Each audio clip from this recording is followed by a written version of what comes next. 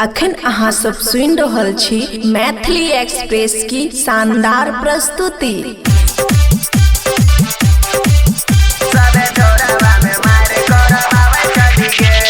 खुशी recording studio बलुआ, खुशी recording studio बलुआ, खुशी recording studio बलुआ।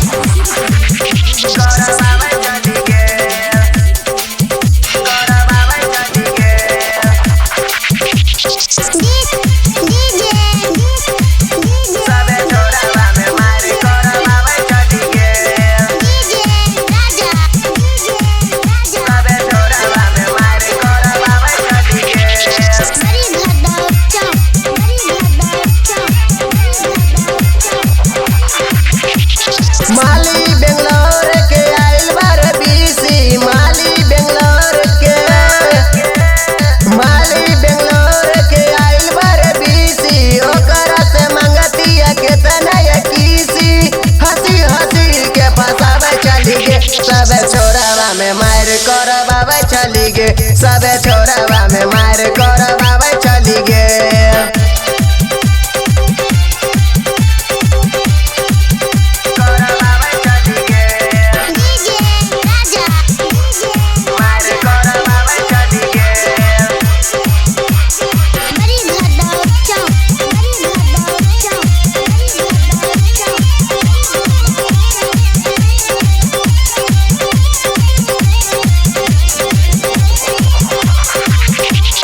जहाँ जहाँ देख जियो पागल हमें चिकोगे, तोहरे ख्वाब में डूबल है गे चिकोगे।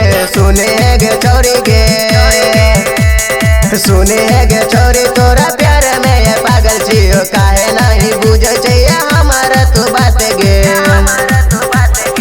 हंसी हंसी के फंसावे चली गे, सबे छोरावा में मार करवावे चली गे, सबे छोरावा में मार करवावे चली गे। खुशी रिकॉर्डिंग स्टूडियो बलुआ, खुशी रिकॉर्डिंग स्टूडियो बलुआ।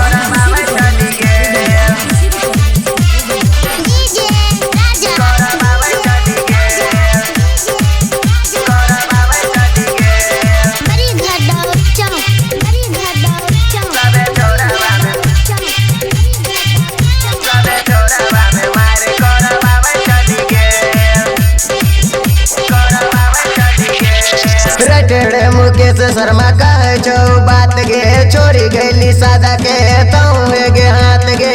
बोले गे छोरी गे, बोले गे छोरी तो हूँ छोड़ गेली रंजित के, काहे नहीं बुझे छिया हमर कहूँ बात गे।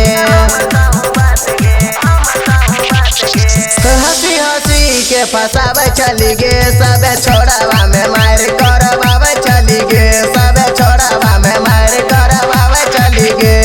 माली बेंगलोर के आइल बारे बीसी, माली बेंगलोर के, माली बेंगलोर के आइल बारे बीसी, ओकर से मंगती है के तने किसी। हंसी हंसी के फंसावे चली गे, सबे छोड़ावा में मार करवावे चली गे, सबे छोड़ावा में मार करवावे चली गे। Recording by Khushi recording studio बलुआ।